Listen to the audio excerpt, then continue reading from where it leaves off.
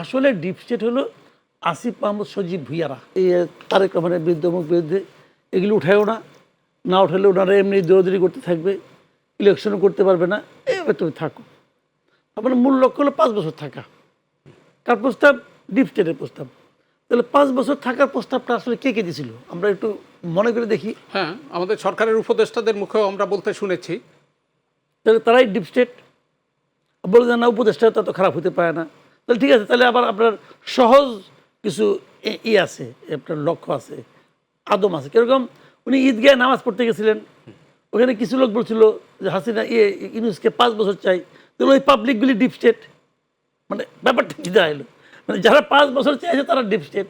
আবার ইউনূস সাহেব যে বললো, কেউ কোনো কি বলছে আপনি 10 বছর থাকেন, তাহলে ওগুলি ডাবল ডিপ স্টেট। আবার কেউ বলছে আপনি 50 বছর থাকেন, তাহলে ওগুলি ডিপ স্টেট টু দি পাওয়ার 10। কি আমি ব্যাপারটা কী ভাই বোঝার চেষ্টা করেন আপনি। তাহলে আসলে ডিপ স্টেট হলো আসিফ মাহমুদ সজীব ভুইয়ারা, এরাই ডিপ স্টেট। এখন ওরা আগে ভাগে একটা কল্পিত ডিপ স্টেটের নাম বলতেছে, বলে নিজেদের দায় মুক্ত করার চেষ্টা করতেছে। আসলে এরাই চেয়েছিল যতদিন থাকা যায় ততই তাদের লাভ।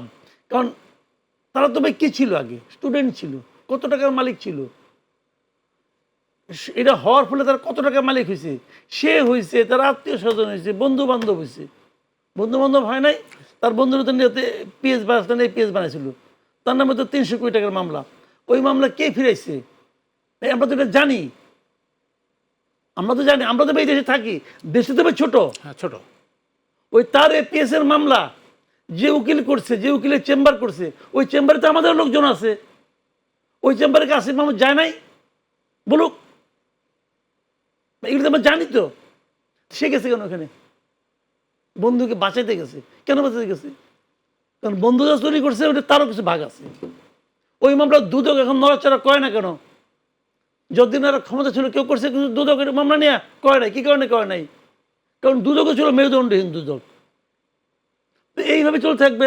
আমি তো মনে করি এই সরকারের প্রধান এবং প্রথম কাজ হবে যে এই সমস্ত করাপ্ট লোকগুলির ব্যাপারে কঠিনতম শাস্তির ব্যবস্থা করা, এদের সবার বিরুদ্ধে তদন্ত করা।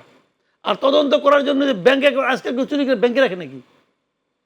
এই শেষরা চোর যারা, এরাও ব্যাংকে রাখে না, ওরা অন্য কোনোভাবে অন্য কোনো প্রক্রিয়া রাখে। আর এখন তো বিটকয়েন টিটকয়েন চলে আসছে, ক্রিপ্টোকারেন্সি চলে আসছে, কত সহজ।